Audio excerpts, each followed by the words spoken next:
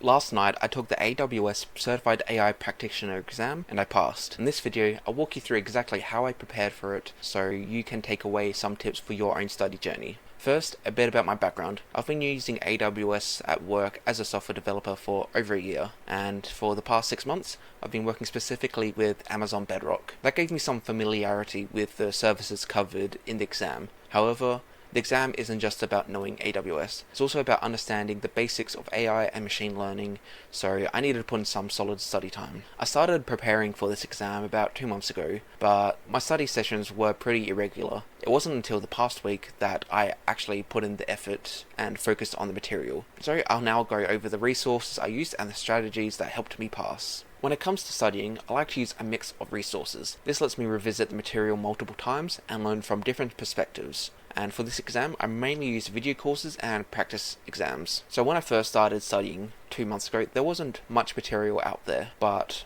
on YouTube, there's a YouTuber, Matthew Purcell, and he was creating a YouTube series, AWS Practitioner Exam Bites. It's a playlist of short, focused videos on YouTube, which made it easy to review a specific topic. Each video is about 5 minutes, and it covers one of the sections in each of the exam objectives. The second video I went through was the AWS Certified AI Practitioner full course to pass this certification exam on Free Code Camp. This is a longer, more detailed course which goes much more in depth into the content of this exam, and it includes practical examples of how each the AWS services are used. I'd recommend going through these videos if you want a quick high-level view of what's in the exam and a more in-depth look at it. So after I went through these videos, I moved on to practice exams to test what I had learned. The first one I went through was Tutorial Dojo's AWS Certified AI Practitioner practice exams.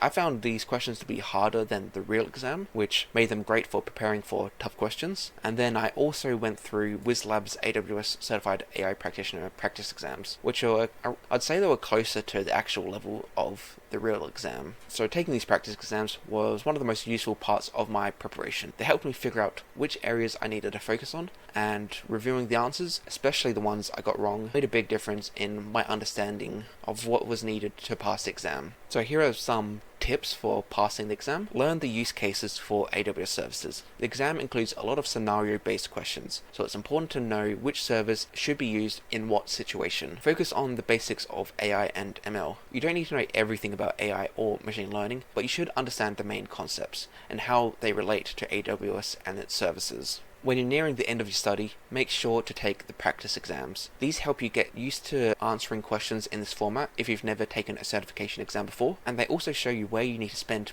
your time studying so you can hone in on your study and focus on the areas that actually need your time. So when I took the exam, made sure to go at a steady pace and not rush through it. For the questions I wasn't sure about, I used the process of elimination to narrow down the options and flag them to review at the end. The actual exam felt quite a lot easier than these two practice exams. So if you find yourself passing on the practice exams, you will almost certainly pass on the real exam. So if you're preparing for the AWS Certified AI Practitioner exam, I recommend starting with the basics. Get a good understanding as to what topics will be covered in the exam. If you have access to AWS, practice as much as you can within it and understand what each of the services are and what they do. And most importantly, make sure you understand the pros and cons between the services, as each one has a different use case for a different scenario. I hope this helps you with your own preparation. If you have any questions, feel free to ask, and good luck with your exam.